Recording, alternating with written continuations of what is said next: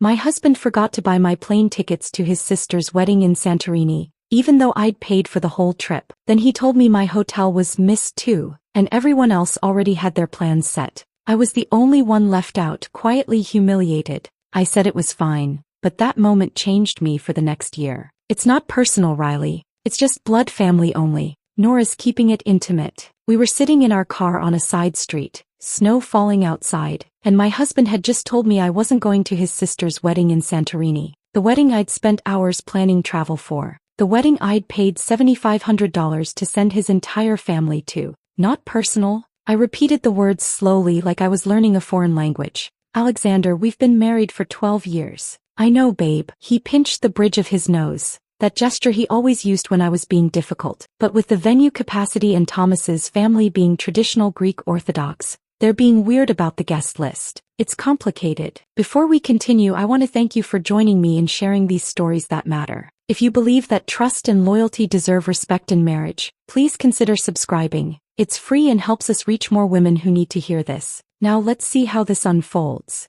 I stared at him through the dim interior of the car. This man I'd supported through law school. This man whose student loans I'd helped pay off. This man whose mother I'd endured every holiday. This man whose career I'd bankrolled while my little design hobby kept us afloat. Let me make sure I understand, I said, my voice deadly calm. I paid for your parents to go. I paid for your aunt to go. I paid for your cousin and his girlfriend to go. I paid for Nora and Thomas to go. I paid for you to go. I paused. But I'm not going. He sighed. I was going to tell you earlier, but the timing never felt right. And honestly, you've been so stressed lately. I thought maybe you'd appreciate a break. Some time to yourself. I'll book you a spa week. My treat. Spa week. His treat. With my money. That's when I started laughing and I couldn't stop. The sound came out sharp and wrong, echoing in the small space of the car. Alexander's face shifted from defensive to annoyed, then to something that might have been concern if I thought he was still capable of genuine concern for me. Riley, come on. Don't be dramatic. Dramatic.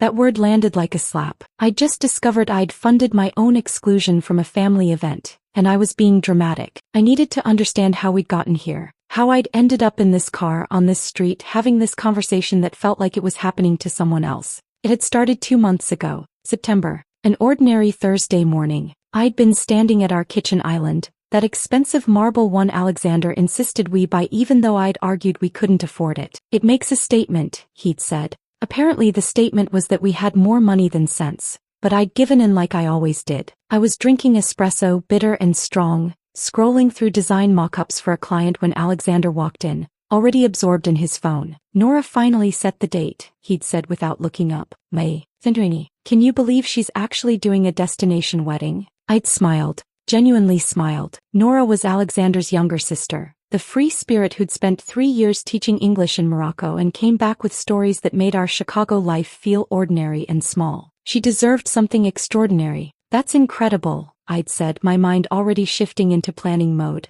A habit formed over 12 years of managing our household finances while Alexander's law career perpetually found its footing. Flights for 2, boutique hotel for 5 days, wedding gift, resort-appropriate wardrobe. Maybe $8,000 total. We should book early. May is peak season for the Greek islands. Actually, Alexander had said, and I remembered now how that single word had felt, like a small stone dropped into still water, creating ripples I hadn't understood yet. I was thinking you could handle the booking since you're better with travel logistics. I'm drowning at the firm right now. Partnership review is coming up. The partnership review. Always the partnership review year after year, carrot dangling just out of reach while I picked up every slack in our actual life. Of course, I'd said. Send me the details when you get them. He'd kissed my forehead, mechanical, distracted, and left for work. I'd gone back to my laptop and my freelance graphic design work, the little hobby that had paid for his bar exam prep course, his professional wardrobe, his networking dinners, and apparently now his family's Greek vacation. The weeks that followed had this dreamlike quality, like watching a movie where the soundtrack doesn't quite match the scenes.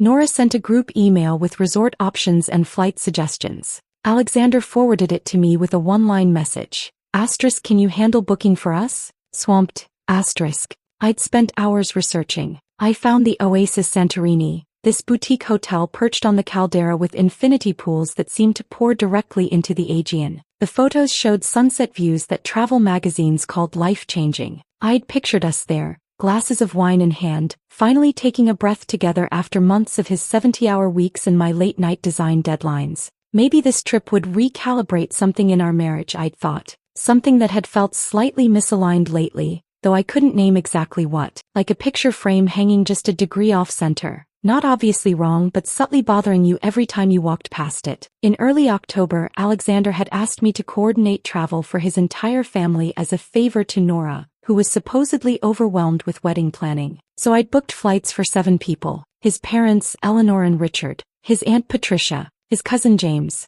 Nora and her fiancé Thomas, and supposedly Alexander and me. I'd transferred $7,500 from our joint account. The confirmation email arrived at 11:47 p.m. on a Tuesday. I remembered hovering my finger over the confirm button, feeling something I couldn't quite identify. Unease maybe, or intuition trying to break through the noise of trust and habit. But Alexander was my husband, the man I'd built a life with, supported through every career setback and family obligation. I trusted him. I pressed confirm. The next morning, Alexander had thanked me without looking up from his case files. "You're a lifesaver. I don't know what I'd do without you." The words had felt cold even then. Transactional, like payment for services rendered rather than gratitude between partners. But I'd pushed the feeling aside, told myself I was being oversensitive, reading too much into tone and inflection. November came, Thanksgiving at his parents' house in Evanston, and I'd needed wine to get through it. Eleanor had been in rare form, making her usual passive-aggressive comments about my little design hobby, while somehow never acknowledging that my hobby paid for a significant portion of her son's lifestyle. I'd been refilling my glass in the kitchen when Nora found me, excited and slightly tipsy,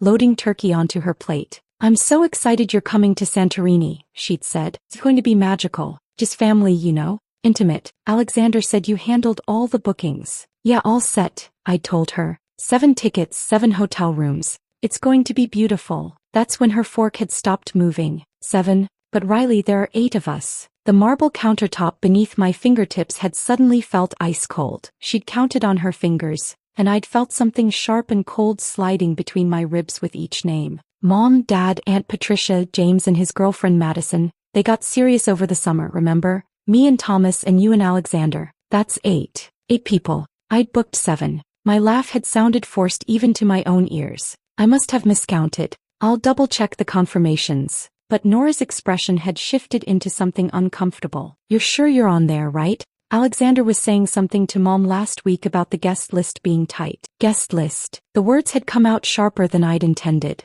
"Nora, it's your wedding. I'm not a guest. I'm Alexander's wife." "Of course you are." She touched my arm, backtracking quickly. "I'm sure it's just a mix-up. Alex has been so scattered with everything at work." I'd excused myself to the bathroom and stood there for 10 minutes, breathing carefully, counting the small hexagonal tiles on the floor while trying to slow my racing heart. When I'd emerged, Alexander had been holding court in the living room, gesturing with his scotch glass while his father nodded along to some story about a difficult client. I'd asked quietly if we could talk. "Kind of in the middle of something, Riley. Can it wait?" It had waited, through dessert, through goodbyes, through the drive home with snow starting to fall and Alexander humming along to the radio like nothing was wrong, like his wife hadn't just discovered she'd been deliberately excluded from a family event she'd paid for. I'd waited until we were 10 minutes from our Lincoln Park apartment before I'd asked, calmly, "Curry, Nora said there are 8 people going to Santorini, Mum." He'd been checking his phone at a red light. "I booked 7 tickets. Did you, Alexander? Did you not give me your ticket information?" That's when he'd glanced at me, quick, guilty, calculating, and I'd known. Before he said a word, I'd known. And now here we were, pulled over on a side street with snow falling and my husband suggesting a spa week to make up for the fact that I'd paid $7,500 for a vacation I wasn't invited to. "Stop the car," I heard myself say through my laughter. "Riley, no. Stop laughing at me like I'm being unreasonable. Stop pinching your nose like I'm a difficult client. Stop acting like this is complicated when it's actually very simple." I turned to face him fully. "You deliberately excluded me from your sister's wedding. You let me plan everything, book everything, pay for everything, knowing the entire time that I wasn't going. That's not complicated, Alexander. That's cruel." His jaw tightened. "That's not fair. It wasn't like that." "Then what was it like? Explain it to me because I'm genuinely trying to understand how the man I've been married to for 12 years, the man whose career I've supported, whose family I've endured, whose life I've funded, how that man thinks it's acceptable to let his wife pay for a family vacation she's been excluded from. You're twisting this. I'm twisting nothing. I'm stating facts. My hands were shaking now and I couldn't tell if it was from cold or rage or the adrenaline of finally saying what I actually thought instead of swallowing it down. Answer me one question. When were you planning to tell me? He was quiet for a long moment. Then, I don't know. I kept thinking I'd find the right time, the right way to explain. There is no right way to explain this, Alexander. There's no explanation that makes this okay. You're being dramatic. I'm being dramatic? I reached for the door handle. I just found out my husband orchestrated my exclusion from his sister's wedding after I paid for his entire family to attend. I'm not being dramatic. I'm having a completely reasonable reaction to betrayal. Riley, don't. But I was already out of the car, snow immediately catching in my hair, cold air biting at my face. Behind me, I heard him call my name, but I was already walking, already pulling out my phone to text Claire. Asterisk, can you pick me up? I'll send you my location. I can't be in a car with him right now. Asterisk. Her response came back within seconds. Asterisk, on my way. Don't move. Asterisk. I stood under a streetlight, snow falling around me in fat, heavy flakes, and watched Alexander's car idle at the curb. He didn't get out, didn't come after me, just sat there for another minute before finally driving away, taillights disappearing into the snowy darkness. My whole body was shaking now. 12 years. 12 years of marriage, and I just discovered my husband was capable of this level of casual cruelty. This level of calculated deception. And somewhere in the back of my mind, a small voice was already asking the question I wasn't ready to face. If he'd lied about this, what else had he lied about? Claire's headlights cut through the snow 20 minutes later, her Honda pulling up to the curb where I stood shivering under the streetlight. She didn't ask questions, just reached over and unlocked the passenger door. I climbed in, and the warmth of the heater hit my frozen face like a physical thing. Your place, I said. My voice sounded strange, flat and distant. She drove. We were halfway to her apartment in Wrigleyville before she finally spoke.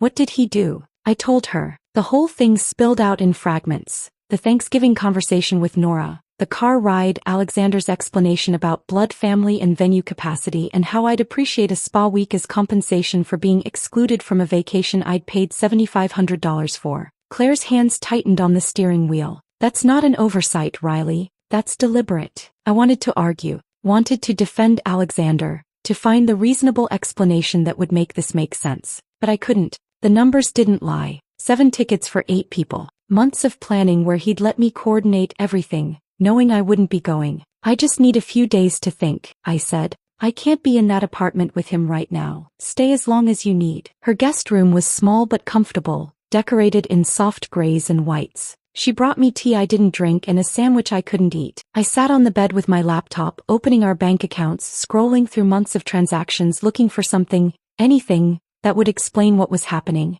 The joint account showed the $7,500 transfer to the travel agency in October. Clear as day. $7,500 of my money, earned through late nights of design work, gone to pay for a trip I wasn't taking. I checked my email, found the confirmation from the Oasis Santorini. 7 guests, 7 rooms. The reservation was under my name since I'd made the booking. I'd even added the special requests. Ocean views for Eleanor and Richard, ground floor for Aunt Patricia's knee problems, connecting rooms for Nora and Thomas. I'd been so careful, so thorough, and the entire time Alexander had known. My phone buzzed. A text from him. Riley, come home. We need to talk about this like adults. I turned the phone face down and kept searching. That first night I barely slept. I lay in Claire's guest bed watching shadows move across the ceiling, my mind circling the same questions over and over. When did he decide to exclude me? Why did he let me book everything? How could someone do this to a person they supposedly loved?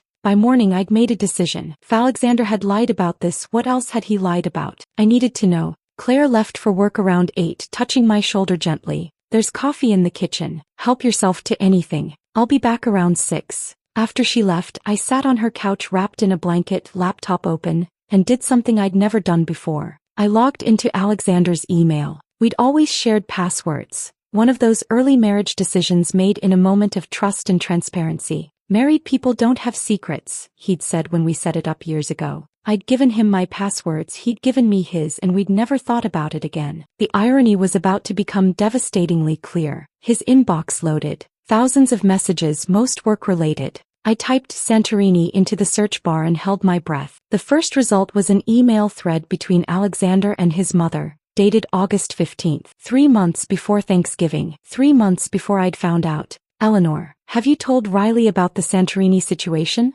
Alexander, not yet. Trying to figure out the best way to approach it. Eleanor, Alexander, you can't just spring this on her last minute. It's cruel. My chest tightened. Eleanor knew. His mother had known for months. Alexander, it's Nora's wedding. She gets to decide who comes. Riley will understand. Eleanor, will she? You're asking your wife to pay for a family vacation she's not invited to. How is that fair? At least Eleanor had pushed back. That was something. Alexander, Mom, we've been through this. Riley's not technically family according to Nora's venue rules. It's blood relatives only. And honestly, Riley's been so clingy lately. Maybe some space would be good for us. I read that word 15 times.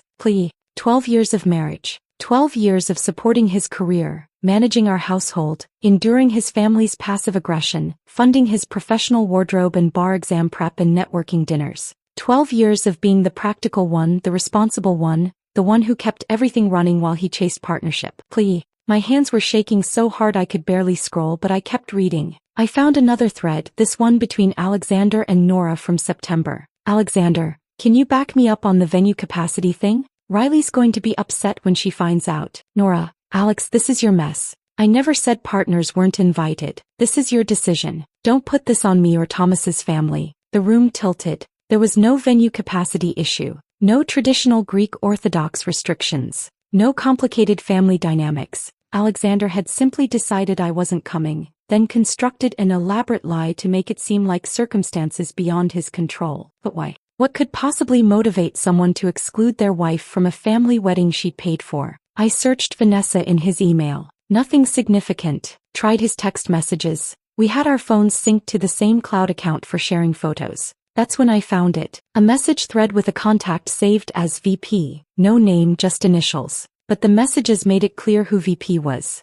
VP, so she actually paid for everyone's tickets? That's kind of brilliant. Alexander, I know. I feel bad, but this gives us the whole week. VP, 5 days in Santorini without her knowing. Alex, you're terrible. Alexander, you love it. Besides, what she doesn't know won't hurt her. And after, we can figure out the divorce situation. VP, you're really going to end it? Alexander, eventually, once I make partner. Can't afford the distraction of a messy divorce right now. Riley's useful for keeping my finances stable. I stopped breathing. There was more. So much more. Messages going back months, filled with details that painted a picture I'd been too trusting to see. Vanessa Pierce, a junior associate at Alexander's firm. 28 years old according to the firm website I pulled up with shaking fingers. Blonde, polished, ambitious. Everything I apparently wasn't. The texts continued and each one felt like a knife sliding between my ribs. Alexander, Riley's been so exhausting lately. Always asking about work, wanting to plan date nights.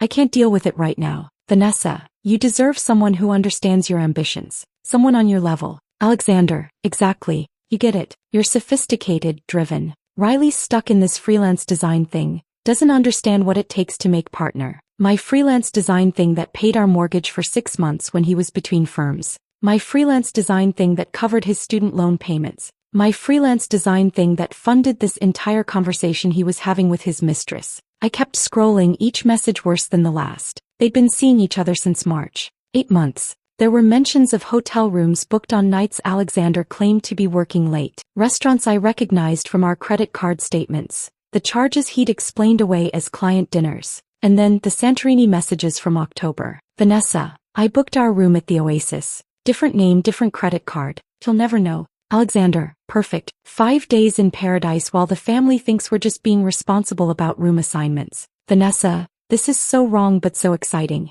Alexander, what she doesn't know won't hurt her. And honestly, she'll probably be relieved to have a break from my family. Win-win. I sat there on Claire's couch at 2 in the morning, laptop screen glowing in the darkness, reading messages that systematically dismantled 12 years of my life. I wasn't invited to Santorini because Alexander needed me to pay for the family vacation he was using as cover to spend 5 days with his mistress. I'd paid for my own betrayal. The thing was, I didn't cry. I kept expecting the breakdown, the sobbing, the collapse into grief. But it didn't come. Instead, something else arrived. Something colder, clearer, fury. Not the hot, explosive kind. The cold, calculating kind that settles in your bones and sharpens your thinking. I opened a new folder on my laptop, started taking screenshots. Every email, every text message, every credit card charge that told a story. I documented the $7,500 transfer for the Santorini booking, found the separate reservation Alexander had made for himself and Vanessa, $3,200 charged to a credit card I didn't know he had. I built a timeline, March through November. 8 months of lies, itemized and dated. The sun was starting to come up when Claire found me, still on the couch, surrounded by printed pages, laptop open to a spreadsheet I'd created tracking every deception. Riley, her voice was careful. What are you doing? I looked up and something in my expression made her take a step back. I'm documenting, I said. My voice sounded different, harder. Alexander wants to take his mistress to Santorini on my dime? Fine, I'll let him. I'll pay for every moment of his vacation. Riley, and then, I continued, I'm going to make sure he pays for everything else. Claire sat down slowly on the other end of the couch. What are you planning? I looked at her, my best friend since college, the person who'd held my hand through every milestone and crisis of my adult life, and smiled. It wasn't a nice smile. I'm going to give him exactly what he thinks he wants, I said, and then I'm going to take everything he thought was his. Claire was staring at me like she'd never seen me before. Maybe she hadn't. Maybe this version of me, cold, calculating, documenting betrayal with spreadsheets and timestamps, was someone new entirely. You're going to let him go? She asked slowly. You're going to let him take that trip with her? I'm going to let him think he's getting away with it, I corrected. There's a difference. I stayed at Claire's for 2 more days, perfecting my plan, organizing my evidence, making phone calls I never imagined I'd need to make. On the 3rd day I packed my things and went home. Our apartment was empty when I arrived just after noon. Alexander would be at work for hours still. I moved through the space like I was seeing it for the first time. The expensive furniture we couldn't really afford, the marble island that started this whole nightmare, the king bed we'd shared for 12 years that now felt contaminated by knowledge I couldn't unknow. I packed a bag with essentials and hid it in the back of our closet behind winter coats, documents, grandmother's jewelry, things I'd need but couldn't take yet without raising suspicion. Then I started cooking, salmon with lemon and dill, asparagus roasted with garlic, brown rice made exactly how he liked it, slightly sticky, his favorite meal, prepared with the same care I'd always given it, except this time every movement felt like I was playing a role in a play I hadn't auditioned for. I heard his keys in the door at 6:30, heard him stop in the entryway, probably seeing my shoes, my coat, processing that I was home. He came into the kitchen slowly, his expression a mixture of surprise and wariness. You're here. I turned from the stove, smiled at him. My face felt strange, muscles moving mechanically to create an expression that was supposed to resemble warmth but felt more like a mask I'd glued on. Where else would I be? I just thought, after the other night. He set down his briefcase, loosened his tie. I thought you might need more time. I overreacted. The lie tasted like metal. You were right, some time to myself might actually be nice. I've been wanting to work on that rebrand project for the Hayes account, and your family events are exhausting. The relief that flooded his face was almost pathetic, almost enough to make me feel something other than the cold fury that had taken up residence in my chest. Really? You're okay with it? I'm disappointed, I said, pouring him wine.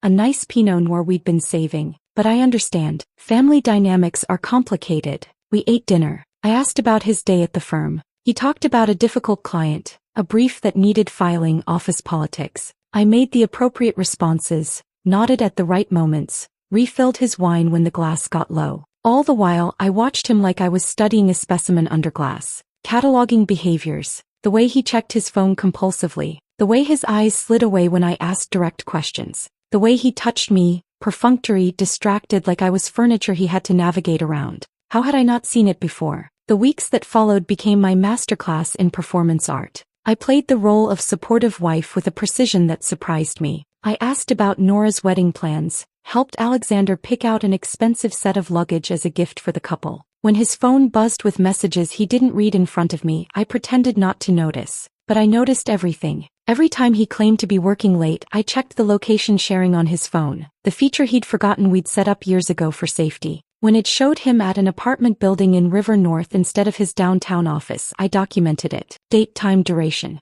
Every suspicious charge to our joint account went into my spreadsheet. The $180 dinner at Gibson's on a Thursday, he'd said he was working through dinner at the office. The $350 hotel room in Naperville during a weekend he'd claimed was a continuing education seminar. The $200 at a wine bar I'd never heard of. I cross-referenced everything with his calendar, his text messages, his explanations. Built a timeline that showed the gaps between what he said and what he actually did. In mid-December, during one of his late nights, I found an apartment. A studio in Wicker Park. Small but filled with light from enormous windows. The landlord showed me around, pointing out the updated kitchen, the original hardwood floors, the view of the tree-lined street below. "It's perfect," I said. "When would you want to move in?" I thought about the timeline. Alexander's flight to Santorini was May 14th. He'd return May 21st. "June 1st, I said. "I'll need it June 1st. I signed the lease that night, paid the deposit and first month's rent from my new bank account,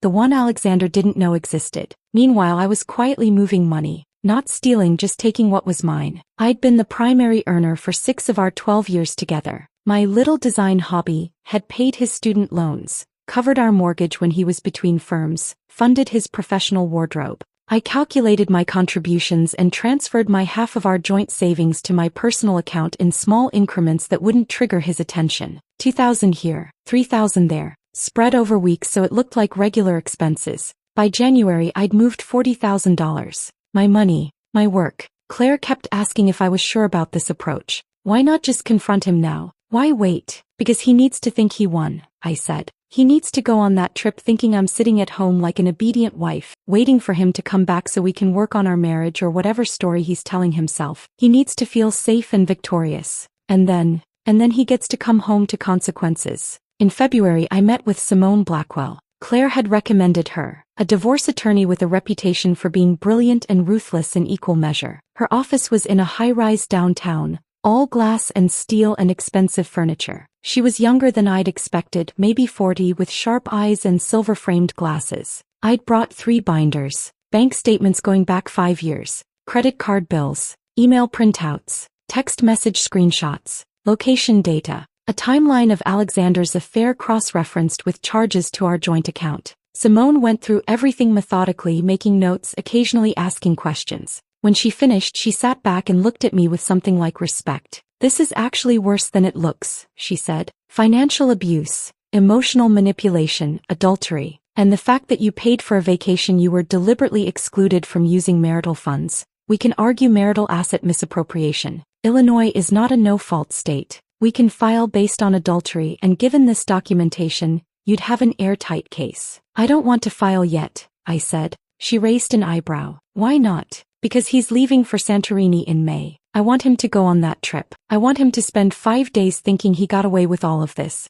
and then I want him to come home to the consequences." Simone leaned back in her chair, studying me. "What exactly are you planning, Mrs. Thornton?" "Riley," I said, "and I'm planning to give him exactly what he thought he wanted. Time away from his clingy wife, a vacation with his mistress, freedom from the marriage he clearly doesn't value. And then I'm going to show him what that freedom actually costs." We spent 3 hours mapping strategy. Simone explained my rights, my leverage, the legal landscape of divorce in Illinois. We discussed timing, documentation, potential complications. By the time I left her office, I had a plan. Comprehensive, calculated, and completely legal. It would devastate Alexander in ways he couldn't yet imagine. But there was one more move to make. One that would either be brilliant or cross a line I couldn't uncross. In March, I called Alexander's law firm. "I need to speak with the managing partner," I told the receptionist. "It's regarding a professional matter that may impact the firm." I was transferred twice before a deep voice came on the line. "This is Richard Caldwell. How can I help you?"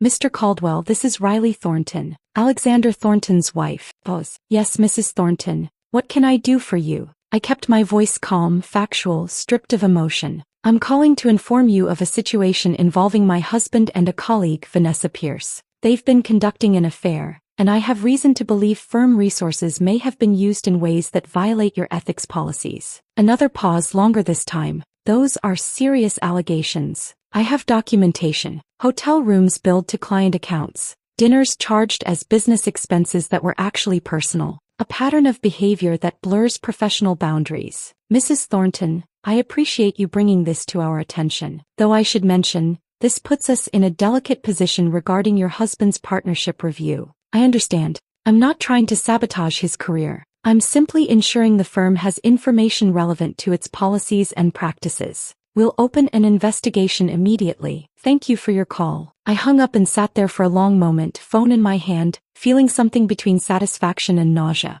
That evening, Alexander came home and I had dinner waiting. Chicken piccata this time, his second favorite meal. He kissed my forehead, automatic, distracted, and complained about a difficult day at work. I poured wine and listened and smiled, playing my role perfectly. Inside I was counting down. 43 days until he left for Santorini. 43 days until he thought he'd won. 50 days until he learned what he'd actually lost. The countdown continued through April. 30 days. 20. 10. Each day I played my role with increasing precision, watching Alexander move through our apartment like he owned not just the space but the future, completely unaware that both were already gone. On May 13th, the night before his departure, I made reservations at Alinea. Alexander looked surprised when I told him. That's expensive, Riley. Are you sure? It's a special occasion, I said. Your sister's wedding. I want to do something nice before you go. We hadn't been to Alinea since our 5th anniversary 7 years ago. Back then, Alexander had been between firms and we'd saved for months to afford it. Back when he still looked at me like I was someone he chose rather than someone he was stuck with. The restaurant was exactly as I remembered.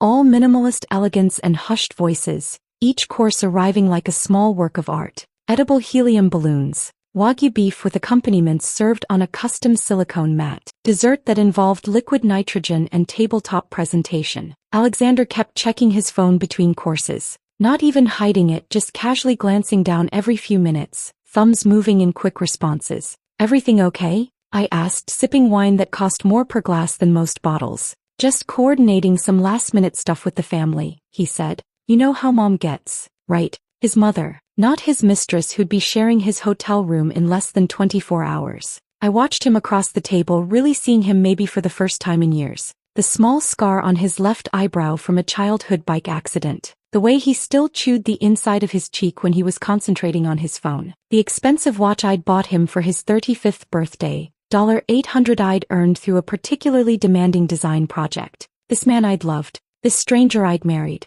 Are you really okay with not coming? He asked suddenly, setting down his phone. I know the situation isn't ideal. I met his eyes, held his gaze, let him see whatever he wanted to see there. I'm exactly where I need to be, Alexander. Relief flooded his face. I'm glad. I was worried you were still upset. I'm not upset. That much was true. He raised his wine glass. To family then. And to Nora's happiness. I lifted mine, crystal catching the low light. To getting exactly what you deserve. We clinked glasses. He smiled, completely missing the double meaning in my words, the careful precision of my phrasing. We finished the meal, 22 courses total, each more elaborate than the last. When the check came, I took it before Alexander could reach for it. Riley, let me. No, this is my treat. One last nice dinner before your trip. He didn't argue. He never argued when I offered to pay. $600. I put it on my credit card, my personal card that I'd been building up for months, the one that would be mine alone when the divorce finalized. One final time paying for something that benefited primarily him.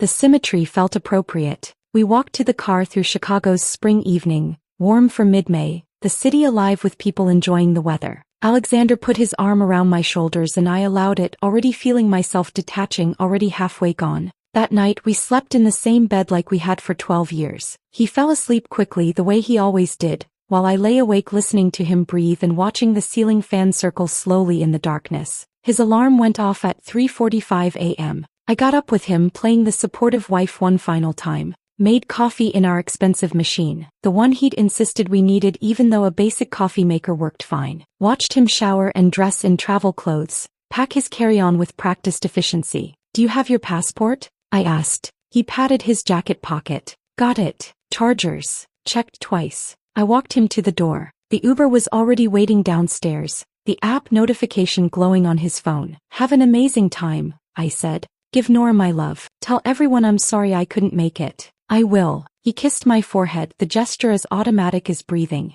I'll miss you. Try to relax this week, okay? Maybe book that spa day. Maybe I will. He grabbed his suitcase and I watched him walk down the hallway to the elevator. Watched him press the button, check his phone one more time. The elevator doors opened and he stepped inside, gave me a little wave as the doors closed. I stood there for a moment, listening to the mechanical hum of the elevator descending. Then I went back inside our apartment, my apartment for a few more hours and closed the door. It was 4:02 a.m. I showered, dressed, made myself breakfast I was too keyed up to eat. At 5 a.m. I started making calls. Everything's still on schedule? I asked the moving company. Yes ma'am, crew will be there at 9 sharp. The storage unit is ready? All set. Code is 4782 just like we discussed. At 6 a.m. I texted Simone. He just left. Everything's in motion.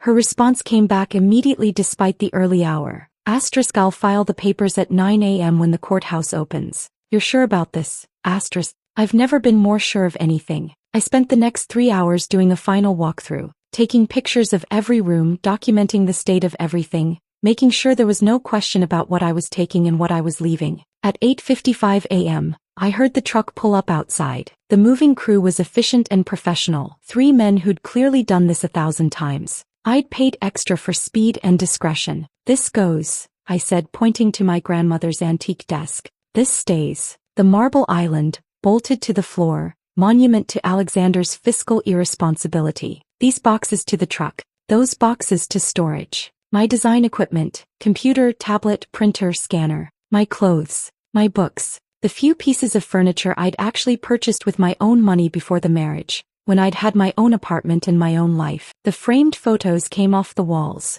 leaving rectangular ghosts where they'd hung. Our wedding photo, anniversary trips, holiday celebrations with his family, all of it going into boxes, evidence of a life that looked happy from the outside but was rotten at its core. What about this? One of the movers pointed to the king bed with its expensive sheets and designer duvet. Leave it, he can sleep in the bed he made. By 2 p.m. the apartment looked gutted. Empty spaces where furniture had been, bare walls where art had hung. The kitchen still had its expensive appliances. I didn't need them, but all my cooking equipment was gone. The bathroom still had towels, his towels, but my toiletries had vanished. I saved my final act for last. I placed my wedding ring on the marble island, right in the center where it would be impossible to miss. The afternoon light caught the diamond, making it sparkle mockingly. Next to it I placed a manila envelope. Inside, divorce papers, already filed with the Cook County Circuit Court that morning. Bank statements with yellow highlighting showing every contribution I'd made over 12 years.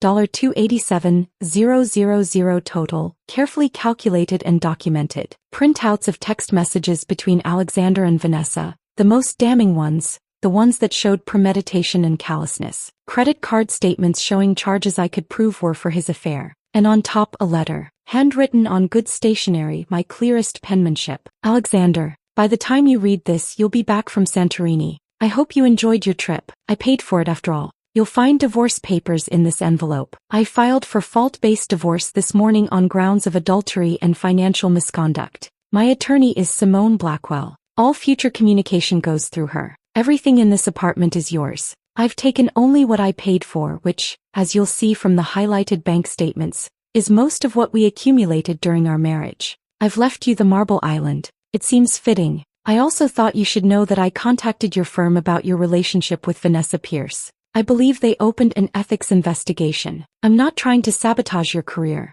I simply felt they deserved to know how firm resources were being used. You called me clingy. You said Vanessa was everything I'm not. Sophisticated, ambitious, someone who fits into your world. You were absolutely right. I'm not sophisticated enough to conduct an affair while married. I'm not ambitious enough to build a career on someone else's money. I'm someone who knows her worth. By the way, I canceled your return flight. It seemed wasteful to pay for it twice. Don't contact me. Don't come to my new address. Don't try to explain or apologize. You made your choices. Now live with them. Riley. I placed my apartment keys on top of the letter, then stepped back to look at the scene. Ring, keys, envelope, all arranged on the marble that started everything. Perfect. I took one last look around the apartment. The empty living room where we'd hosted parties. The kitchen where I'd cooked 1,000 meals. The bedroom where I'd slept beside him for 12 years. Never knowing I was sleeping next to someone capable of this level of deception. Then I walked out and closed the door behind me. Claire was waiting downstairs in her car. She took one look at my face and pulled me into a hug. How do you feel? I thought about it, really considered the question. Light, I said finally, like I've been holding my breath for 12 years and I finally remembered how to breathe. My phone started buzzing. A number I didn't recognize. Then another. Then Eleanor's number which I'd forgotten to block. I turned it off and threw it in my bag. Take me home, I said to Claire. My real home. We drove to Wicker Park in comfortable silence, and when I walked into my studio apartment, my space, my sanctuary, my fresh start, I felt something I hadn't felt in months. Peace. The first 2 days in my new studio were spent arranging and rearranging. Books alphabetized by author, then by color, then by size, until I finally accepted I was just trying to keep my hands busy. Claire brought over takeout, pad thai and spring rolls from the place we'd been going to since college, and we ate sitting on the floor because I hadn't bought a dining table yet. "Have you heard anything?" she asked, twirling noodles around her fork. "Not yet. He's probably still in the air. Or just landed. It's 8 hours ahead there? 9, I think." He studied my face. "You okay?" "I will be." On day 3 I was shelving design books when my phone buzzed. Unknown number. International code. Greek prefix. I almost didn't listen to the voicemail. Almost deleted it without playing it. But curiosity, or maybe something darker, something that wanted to hear his reaction, made me press play. Alexander's voice came through, and even through the tinny phone speaker, I could hear the barely leashed fury. "Riley, what did you do?" His words came fast, clipped. "My firm called. They're opening an investigation into me and Vanessa. She's losing it. We can't even enjoy this trip because my entire career is imploding. And you took half our savings? That's theft. You can't just..." The message cut off at 30 seconds, time limit reached. I stood there in my sunny studio, phone in hand, and played it again. This time I caught the details I'd missed. Background noise. Vanessa's voice, high and panicked, saying something about her position at the firm. The way Alexander's voice cracked slightly on imploding. The desperation underneath the anger. I played it a third time and then I deleted it. Made myself tea, chamomile, the kind that's supposed to be calming, and sat by my window looking out at the tree-lined street below. A woman walked past with 2 small dogs. A couple stood on the corner arguing about something, hands gesturing. Normal life continuing. And somewhere in Santorini, Alexander was watching his world collapse while surrounded by legendary sunsets and whitewashed buildings and that impossibly blue Aegean Sea. I imagined it. Him on the phone with the firm's managing partner, Vanessa pacing nearby, probably crying, her own career suddenly in jeopardy. The romantic getaway they'd planned, paid for with my money, thoroughly destroyed by consequences neither of them had seen coming. I waited for the guilt to arrive, the regret, the softening that would make me question what I'd done. It didn't come. Just a cold, clear sense of justice. He'd made choices. Now he got to live with them. I texted Simone, "He knows." Her response came back within seconds. "Good. Let him panic. Don't respond to any contact attempts. Let him sit in the uncertainty." I blocked the international number and finished my tea. The next morning Simone called. "The firm moved fast," she said without preamble. "They started their investigation on Monday like I told you they would. Preliminary findings are already damning." I put her on speaker and kept arranging my kitchen, spices in alphabetical order because apparently that's who I was now. Someone who alphabetized spices while her marriage burned down. How damning. They found a pattern. Dinners with Vanessa charged to client accounts as business development. Hotel rooms in cities where Alexander had no scheduled court appearances. Weekend trips to Milwaukee, Madison, even one to Minneapolis, all billed as case research, all coinciding with Vanessa having the same days off. So he was stealing from clients. Essentially, yes, misappropriating client funds for personal use. The senior partners are apparently livid. It's not just the affair. Law firms handle those quietly all the time. It's the financial impropriety, the potential liability if clients find out and start auditing their bills. I measured out coffee grounds with precise attention. What about Vanessa? She's under investigation too. They're treating her as complicit since she benefited from the mischarges. Her position at the firm is now very precarious. Simone paused. Alexander's attorney reached out yesterday. He wants to negotiate terms. No, Riley, no negotiations. He agrees to my terms or we go to trial. I'm not compromising on this. Just so you know, if we go to trial, everything becomes public record. His affair, the misappropriation, all of it. It could destroy what's left of his career. I poured water into the coffee maker and pressed start, watching it drip through. He should have thought about that before he decided to exclude his wife from a family vacation while planning to vacation with his mistress using marital funds. Simone was quiet for a moment. Then, "Okay, I'll inform his attorney, but be prepared, he might get desperate. Let him." Days 4 and 5 passed in a strange peaceful haze. I worked on client projects from my new studio space. Met Claire for lunch at a cafe I'd walked past 100 times but never tried. Started looking at furniture online. My phone stayed mostly quiet. I'd blocked Alexander's number, his attorney's number, the international number he'd called from. Eleanor tried once. A text that said simply "Riley, please call me," but I deleted it without responding. On day 6, May 19th, Nora texted. I'd kept her unblocked deliberately, curious what she'd say, how she'd react. The message came through mid-morning, a photo of the wedding venue, the famous Santorini caldera in the background, white buildings cascading down cliffs toward impossibly blue water. It should have been breathtaking, but the message that followed made the beauty irrelevant. My wedding day and I can barely look at my brother. He spent the whole week on his phone dealing with his firm, snapping at everyone, completely ruining the family dynamic. Mom is furious with him. Dad won't even speak to him. And Vanessa showed up. Did you know about her? And it's been so incredibly awkward. I wish you were here instead of them. I read it 3 times, feeling something twist in my chest. Not guilt exactly, but sadness. Genuine sadness that Nora's special day had been tainted. I typed carefully, I'm so sorry your day was affected, but Nora Alexander did this. Not me. I hope you can still find joy in marrying Thomas. You deserve happiness. Her response came quickly. I know. I do know. And I am happy to marry Thomas. But our family will never be the same after this. Alex has lost everyone's respect. Even Mom, who always defended him, can't defend this. I stared at that message for a long time. Career damage I'd anticipated. Financial consequences, yes. The divorce, obviously. But this, the slow, irreversible fracturing of his family relationships. This might be the most devastating consequence of all. Alexander had orchestrated my exclusion from his family's vacation to protect his affair. Instead, he'd ensured he'd never be fully welcome at family gatherings again. The irony was almost poetic. I wrote back, take care of yourself, Nora. Enjoy your honeymoon. And congratulations, truly. She sent back a heart emoji and nothing else. On day 7, May 21st, Alexander's scheduled return date, my phone started buzzing with notifications from Simone. Call me when you can. Interesting developments. I called immediately. What happened? Your husband discovered at the Athens airport this morning that his return flight was cancelled. I could hear the smile in Simone's voice. That was you, wasn't it? I arranged it weeks ago. Seemed wasteful to pay for it twice. Well, he's apparently been at the airport for 6 hours trying to book a last-minute flight home. Everything's either sold out or triple the normal price because it's peak season. His attorney has been sending increasingly frantic messages. I imagined it. Alexander at Athens International Airport, expensive luggage, rumpled clothes after a week in Greece, phone battery probably dying,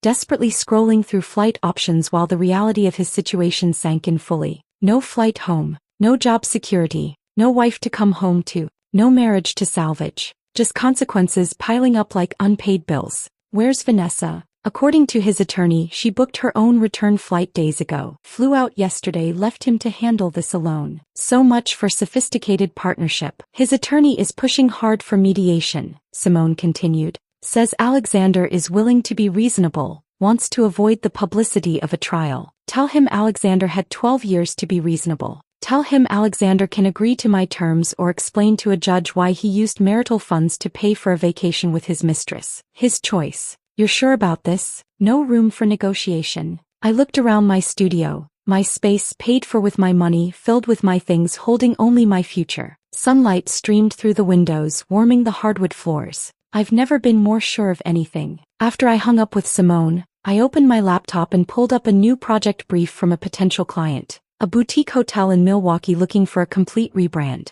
Good money, creative freedom, work that excited me. My phone buzzed with another blocked number. I let it go to voicemail without checking. Somewhere over the Atlantic, or maybe still stranded in Athens, Alexander was probably panicking. Probably calling everyone he could think of, looking for someone to fix this, to make it better, to rescue him. But there was no rescue coming. Just the slow, inevitable reckoning of choices made and prices paid. I opened the project brief and started reading, already sketching logo concepts in the margins. My life was moving forward, his was imploding, and I felt nothing but the quiet satisfaction of watching justice unfold exactly as it should. 3 weeks passed. June arrived with Chicago humidity and long evenings that stretched toward 10 o'clock. I fell into routines. Morning coffee by the window, afternoons working on design projects, evening walks through Wicker Park's tree-lined streets. My new life had a rhythm that felt both foreign and right, like learning to write with my non-dominant hand. On a Thursday afternoon, I was at the Whole Foods 2 blocks from my studio, debating between 2 kinds of pasta,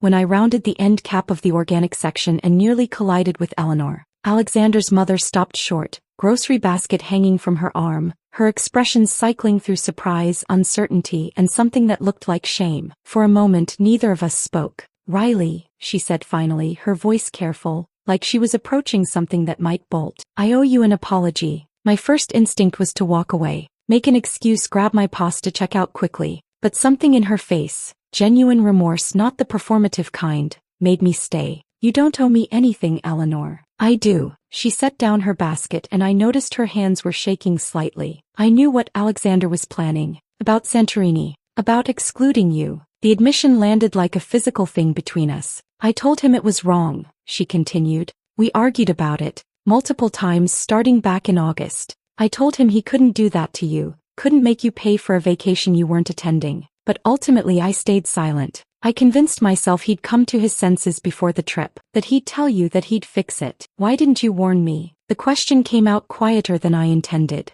Eleanor's face crumpled slightly. "He's my son. I kept thinking loyalty meant protecting him even when he was wrong. I didn't understand that real loyalty would have meant protecting you from him, or protecting him from his own worst choices by forcing him to face what he was doing." An elderly woman pushed her cart past us and we both shifted to give her room. The fluorescent lights buzzed overhead. Somewhere in the store a child was crying. "He didn't deserve you, Riley." Eleanor's voice broke on my name. "I see that now. I'm genuinely sorry I didn't see it sooner." I felt something unexpected. Not forgiveness exactly, but a softening. This woman who'd made passive-aggressive comments about my career for 12 years was standing in a grocery store admitting she'd been wrong. "It couldn't have been easy." "Thank you for saying that," I said. "Are you doing okay? I heard you moved to Wicker Park." "I'm doing well actually, better than I've been in a long time." Eleanor nodded, looking relieved. She picked up her basket again, hesitated, then added, "For what it's worth, Alexander is not doing well, but that's his own doing. You take care of yourself, Riley.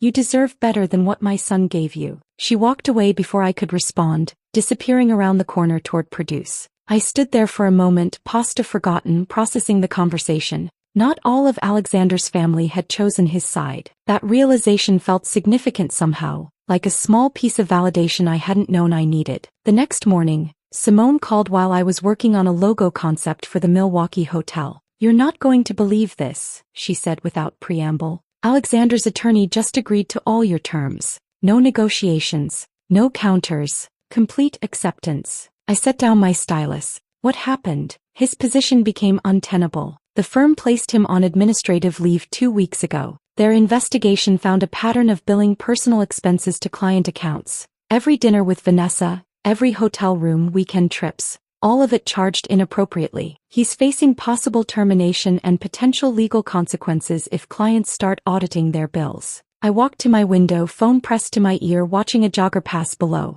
Simone continued. "Without his income and with mounting legal fees for both the firm's investigation and the divorce, he can't afford to fight you. And frankly, the evidence you gathered is airtight. If this went to trial, everything would become public record. His career would be finished. Accepting your terms is his least bad option." "How soon can we finalize?" "Mid-July, maybe sooner. We're looking at 3 months from filing to finalization. That's nearly record time." After we hung up, I sat by my window for a long time. Alexander had wanted to exclude me from 1 week in Santorini. Instead, he'd lost 12 years of marriage, most of our shared assets, his career trajectory, and his family's respect. The math felt almost poetic in its precision. Over the following weeks, I heard updates through Claire, who heard them through the professional grapevine. Chicago's legal community was small and scandal traveled fast. Alexander hadn't been terminated, but the outcome was almost worse. Formal reprimand, mandatory ethics training, a permanent notation in his file that partnership was off the table. He'd remain an associate indefinitely, his career effectively capped at age 38. Several mentors at the firm had distanced themselves. No more lunches, no more sponsorship for high-profile cases. He'd become a liability, and in law firms, liabilities got quietly sidelined. Vanessa had transferred to the Boston office, a move that looked voluntary on paper but was reportedly strongly encouraged by senior partners who wanted to separate them and minimize further scandal. "He's living in Ravenswood now," Claire told me over coffee one Saturday. "Studio apartment above a laundromat. His car got repossessed last week. The man who'd said I wasn't sophisticated enough for his world now lived in a studio smaller than mine, working a job with no prospects, alone in a city where his reputation was permanently damaged. I waited for satisfaction to arrive, for triumph or vindication or the sweet taste of revenge. Instead I felt nothing. Just a kind of neutral acknowledgement that consequences existed and sometimes they actually arrived. Does that make me cold? I asked Claire. That I don't feel bad for him? She stirred her latte thoughtfully. I think it makes you healthy. He hurt you deliberately, systematically. You don't owe him sympathy. I don't take pleasure in it either though.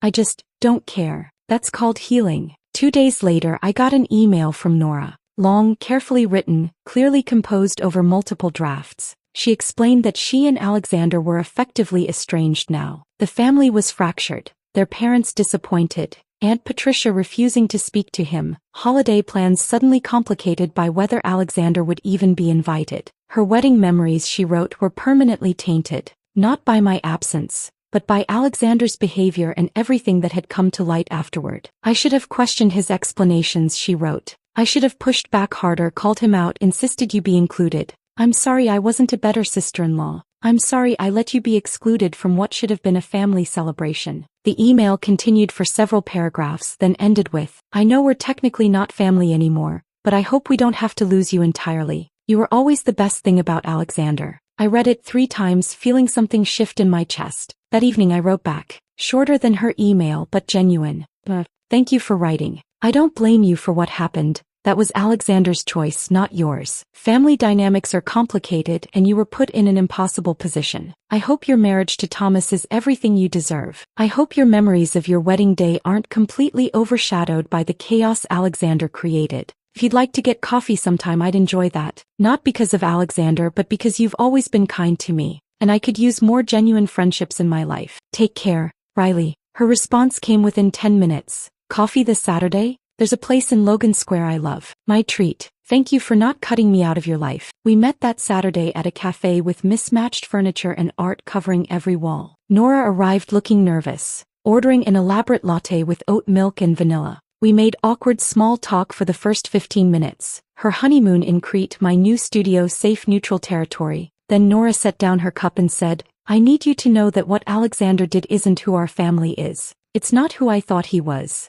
I know. Mom and Dad have basically cut him off emotionally. Holiday invitations come with caveats now. His presence isn't guaranteed. Aunt Patricia calls him, that nephew I used to have. The whole family dynamic has shifted. I felt an unexpected pang, not for Alexander, but for the fracture I'd indirectly caused by refusing to quietly absorb betrayal. I'm sorry your family is dealing with this. Don't apologize. Nora's voice was firm. Alexander should be sorry. He made choices that hurt you and embarrassed all of us. The consequences are his to carry, not yours. We talked for 2 hours. About her new marriage, my design business, books we'd both read, restaurants we wanted to try. The conversation flowed easily, naturally, in ways it never had when Alexander was the connection between us. When we finally left, Nora hugged me tightly. I'm really glad you're okay, she said. And I hope we can stay friends. Actual friends, not just family by marriage obligation. Walking back to my studio, I realized something. In losing my marriage, I'd gained the freedom to choose my relationships based on genuine connection rather than duty. Not everyone from Alexander's world had to be excised from mine. Some bridges, unexpectedly, were worth keeping.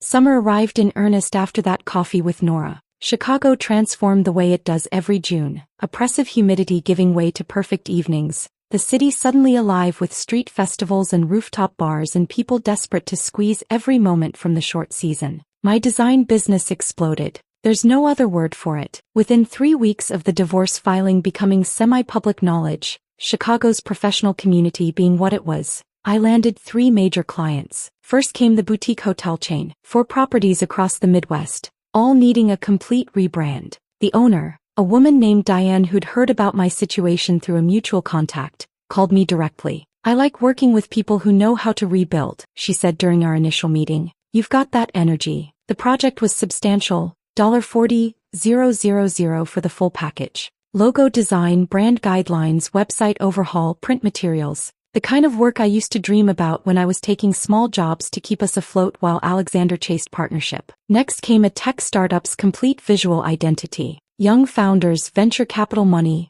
ambitious vision. They wanted something modern but approachable, professional but creative. Exactly my sweet spot. Then a non-profit focused on literacy programs reached out. Smaller budget but meaningful work. Fundraising campaign materials that would actually help kids learn to read. I raised my rates. Not dramatically, but enough to reflect my actual worth rather than the apologetic pricing I'd been using when I felt guilty about out-earning my lawyer husband. And nobody blinked. Nobody negotiated. They just said yes. You should hire help, Claire said one evening when she found me working at midnight, surrounded by mock-ups and coffee cups. I agreed. 2 days later I interviewed Maya, fresh out of design school, portfolio full of potential, enthusiastic without being naive. She reminded me of myself at 23, before I'd learned to make myself smaller to fit someone else's ego. I can offer you 20 hours a week to start, I told her, part-time but with the possibility of more as the business grows. Her face lit up. When can I start? I rented a small studio space 3 blocks from my apartment.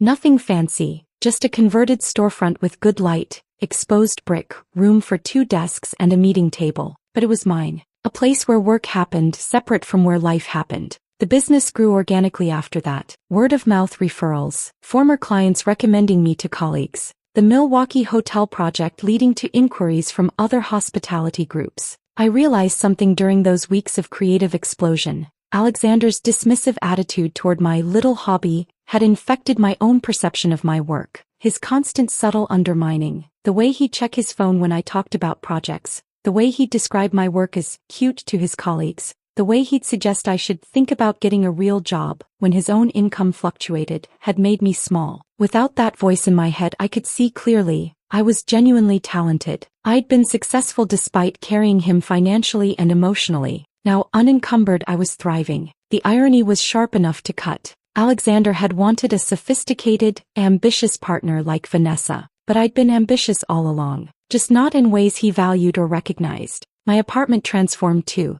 Slowly, deliberately, I turned it into something that felt entirely mine. I painted the accent wall behind my bed a deep, rich blue, the exact shade Alexander had vetoed 3 times when we discussed repainting the Lincoln Park bedroom. Too bold, he'd said. Too much. It was perfect. I filled the windowsills with plants, pothos and snake plants and a fiddle leaf fig that took up an entire corner. I hung art from local artists I discovered at neighborhood galleries. A print from a woman who did abstract cityscapes. A photograph of Lake Michigan at dawn. A small oil painting of a jazz club interior that reminded me of the place I'd started frequenting. I created a reading nook by the big window. A comfortable chair from a vintage shop, good lighting, a small table for tea. I'd sit there in the evenings with books I chose purely for my own interest, no longer trying to read the legal thrillers and business books Alexander preferred so we'd have something to discuss. I discovered I loved literary fiction, design history, memoirs by artists and architects.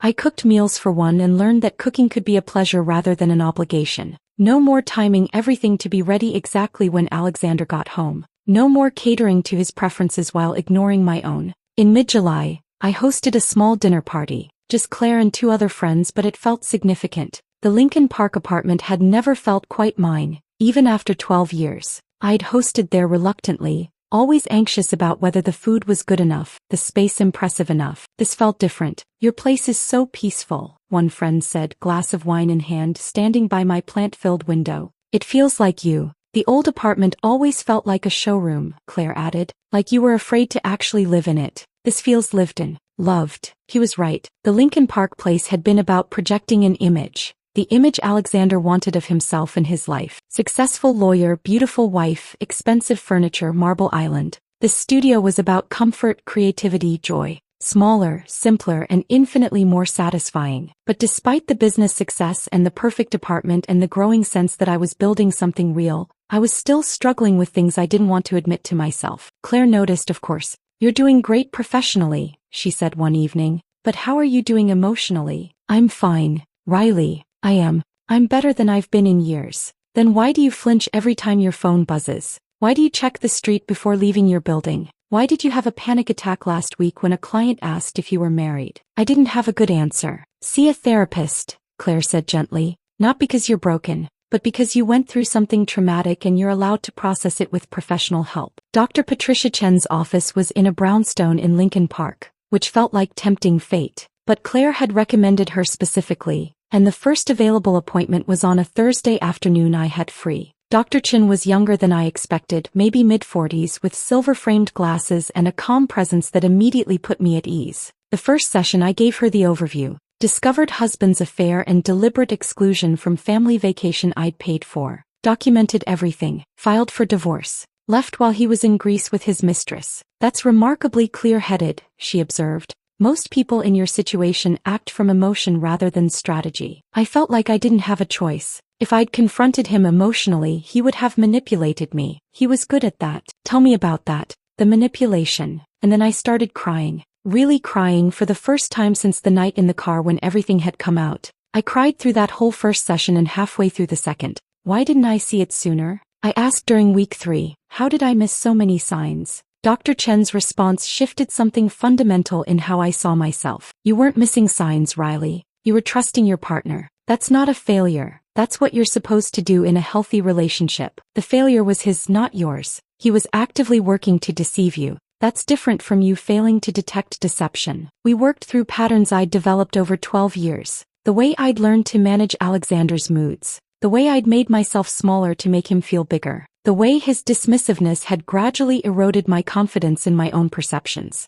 You didn't seek revenge, Dr. Chin said during one session. You sought justice and accountability. Those are different things. That distinction mattered. It helped me reconcile what I'd done, the strategic dismantling of Alexander's lies, with who I wanted to be. On a Sunday afternoon in late July, I did something I hadn't done in years. I went to the Art Institute alone. Alexander had always found museums boring. We've seen it all before, he'd say whenever I suggested going. So I'd stopped suggesting. I spent 2 hours wandering galleries, ending up in front of the Chagall windows. The way the light came through the stained glass, transforming ordinary afternoon into something transcendent. I was completely absorbed when someone bumped into me. Oh God, I'm sorry, a man's voice said, his hand steadying my elbow. I wasn't watching where I was going. I turned. He was about my age, maybe slightly older, with kind eyes and an apologetic smile. Neither was I said, laughing. We started talking about Chagall's use of color, about how light transforms spaces. His name was Julian, an architect from Toronto in Chicago for a conference.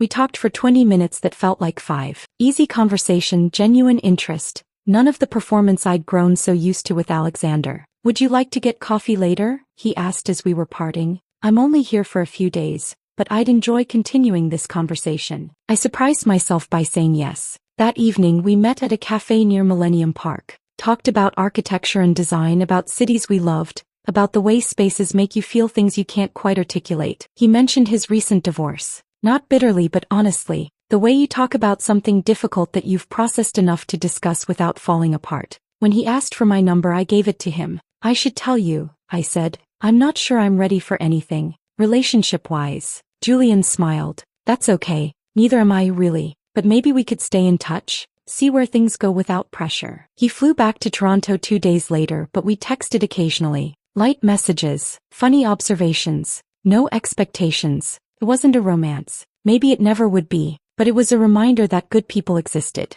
that connection was possible, that my capacity for trust wasn't permanently shattered, just carefully guarded. And that felt like healing too. July arrived with heat that shimmered off Chicago sidewalks and thunderstorms that rolled through in the late afternoons, dramatic and cleansing. I'd been texting with Julian for 3 weeks. Casual messages, no pressure, just 2 people who'd met by accident and enjoyed talking to each other. On a Thursday morning mid-month, I was at my studio workspace designing a logo for a farm-to-table restaurant when my phone rang. Simone's name on the screen. It's done, she said without preamble. You're officially divorced. The judge signed off this morning. I set down my stylus. That's it. 12 years of marriage legally dissolved. Papers will be mailed to you within a week. After we hung up, I sat there for a long moment. I'd expected to feel something dramatic. Relief or sadness or triumph or grief. Some big emotional response to match the significance of the moment. Instead, I felt quiet, settled. Like closing a book after the final chapter and setting it back on the shelf. Acknowledging the story was complete. I walked to my studio window and looked out at summer in the city. Trees in full leaf, people walking dogs. A couple arguing on the corner about which way to go. Life continuing. Somewhere in Chicago, Alexander was receiving the same news. I wondered briefly what he was feeling. Rage, relief, regret. Then I realized I didn't actually care. That was the real marker of closure. Not hatred, not even indifference exactly, just the absence of preoccupation. He was no longer my concern, no longer taking up space in my thoughts. I texted Claire, "It's official." Her response came immediately, "Dinner tonight. My treat. We're celebrating." Celebrating what? A marriage ending? Oh, a life beginning. I smiled and went back to work. The logo needed refinement. The letter forms weren't quite balanced yet. This was my world now. Work I loved. Space that was mine. Choices made for myself alone. 2 weeks later, I had a client meeting downtown. A tech startup wanting to rebrand before their Series B funding round. The meeting went well. They loved my concepts, wanted to move forward immediately. I was walking back to the L, still buzzing from the success, when I saw him. Alexander was across the street, waiting at a crosswalk. Maybe 50 feet away, but unmistakable. It was the first time I'd seen him in person since that morning in May when he'd left for Santorini. 3 months ago. A lifetime ago. He looked diminished. That was the word that came to mind. Older, more worn, the confident bearing I remembered replaced by something hunched and uncertain. His suit needed pressing. His briefcase looked scuffed. He was checking his phone with the distracted intensity of someone waiting for news they don't want to receive. He hadn't seen me. I had a choice. Cross the street, say something, acknowledge this moment, or keep walking. I kept walking. There was nothing to say. No closure needed beyond what had already happened. Our marriage was over. The legal system had confirmed it. Standing on a downtown street making awkward conversation wouldn't change anything or mean anything. As I descended into the L station, I realized I felt nothing. No anger, no satisfaction, no residual hurt, just blankness where he used to occupy space in my thoughts. On the train home, I thought about the Riley from a year ago. The woman standing at that marble island, trusting her husband, unaware that her life was about to detonate. That Riley felt like a different person. Not worse. Not naive exactly, but unfinished. The current Riley was complete in ways that only come from surviving betrayal and choosing yourself. I like this version better. Harder edged but also more authentic. More fully herself. Saturday morning, I met Nora for coffee. Our third meeting since that initial conversation, and the nervousness had faded into something easier. Almost like actual friendship. We met at a cafe in Lincoln Park. Neutral territory, neither of our neighborhoods. She arrived with wet hair and an apologetic smile. "Sorry I'm late. My shower took forever." "You're fine. I just got here." We ordered her usual elaborate latte, my simple Americano, and settled into a corner table. "So," Nora said, fidgeting with her cup, "I need to tell you something. About Alexander." My stomach tightened slightly. "Okay, he's really struggling. Like really struggling. He moved again last month, to an even smaller place in Rogers Park. His car got repossessed. The firm cut his salary. And," she hesitated, "he reached out to me last week asking if I thought you'd be willing to talk to him." "What did you tell him?" "I told him no, that you'd moved on and he needed to respect that." She met my eyes. "Was that okay? I didn't want to speak for you, but I also didn't want to put you in that position." "That was perfect. Thank you." Nora nodded, relief visible on her face. "I need you to know that what he did, all of it, isn't who our family is, or who I thought he was. We're all still processing it." "How are your parents?" "Mom feels guilty. She keeps saying she should have warned you. Dad is just disgusted. He barely speaks Alexander's name. Aunt Patricia calls him, that nephew I used to have." Nora's laugh was hollow. "Holiday plans are already getting complicated. Mom's trying to figure out how to do Thanksgiving without causing a scene." I felt an unexpected pang, not for Alexander, but for the fracture I'd caused by refusing to quietly absorb his betrayal. "I'm sorry your family is dealing with this," I said. "No." Nora's voice was firm. "Don't apologize. Alexander should be sorry. He made choices that hurt you and embarrassed all of us. The consequences are his to carry, not yours." We talked for 2 hours. About her marriage to Thomas, my business expansion, books we'd read, a new restaurant she wanted to try. The conversation flowed naturally, easily, in ways it never had when Alexander was the connection between us. When we finally left, Nora hugged me tightly. "I'm really glad you're okay," she said, "and I hope we can stay friends. Actual friends." Walking back to my apartment, I realized I wanted that too. Nora had become someone I genuinely enjoyed spending time with, independent of any family obligation. Some things could be salvaged from the wreckage. Not everything had to be discarded. September arrived with that particular Chicago magic. Summer heat breaking into perfect autumn days, leaves just starting to turn, the city taking one last breath before the cold set in. 1 year. It had been exactly 1 year since that morning at the Marble Island when Alexander told me about Nora's wedding. I woke early, made espresso that was perfectly balanced now that I'd figured out the right grind setting, and sat by my window watching the neighborhood wake up. If I could go back and warn that Riley, the one standing in the kitchen trusting her husband unaware of what was coming, would I? The answer surprised me. I wasn't sure. The betrayal had been devastating. The months of discovery and strategic planning and divorce proceedings had been exhausting. The emotional toll was real. But the life I'd built from those ruins was better than the life I'd been living before. My business was thriving. I'd hired Maya full-time and was interviewing for a second assistant. My client roster included names that made other designers envious. My apartment felt like home in ways the Lincoln Park place never had. Every object in it chosen by me, for me, reflecting my actual taste rather than some projected image. I had genuine friendships, Claire obviously, but also Nora and a few other designers I'd met through professional groups. People I'd chosen rather than people I'd inherited through marriage. And Julian. We'd been talking regularly, texts and calls, a few video chats. He was coming to Chicago next month and we'd tentatively planned a weekend together. No pressure, just seeing where things went. I'd learned to trust my instincts again, to value myself, to recognize red flags I'd once overlooked. I was harder in some ways, more protective, more careful, but I was also more authentic, more confident, more fully realized. The revenge I'd taken, if that's what it was, didn't haunt me. Exposing Alexander's lies, ensuring he faced consequences, reclaiming my financial contributions. It had felt necessary. The price of self-respect. Alexander had lost his marriage, his career trajectory, his family's respect, his financial stability. I'd lost a marriage that was slowly destroying me, and I'd gained a life that was entirely mine. The trade didn't feel even. It felt like freedom. My phone buzzed. Julian, morning, thinking about you. Coffee later, I smiled and typed back, make it dinner. I know a place you'll love, I finished my espresso, opened my laptop and pulled up the project I'd been working on. A complete brand identity for a women's shelter, pro bono work that mattered. The Marble Island was in some apartment I no longer lived in a life I no longer recognized as mine. This morning, this work, this version of myself, this was what mattered now. And it wasn't just enough, it was everything. I'd paid for a trip I wasn't invited to and in return I'd gotten my life back. Best investment I'd ever made. If this story of calculated justice had you holding your breath, smash that like button right now. My favorite part was when Riley left that letter on the Marble Island with her wedding ring, knowing Alexander would find it after his romantic getaway. What was your favorite moment? Drop it in the comments below. Don't miss more powerful stories like this. Subscribe and hit that notification bell so you never miss an upload.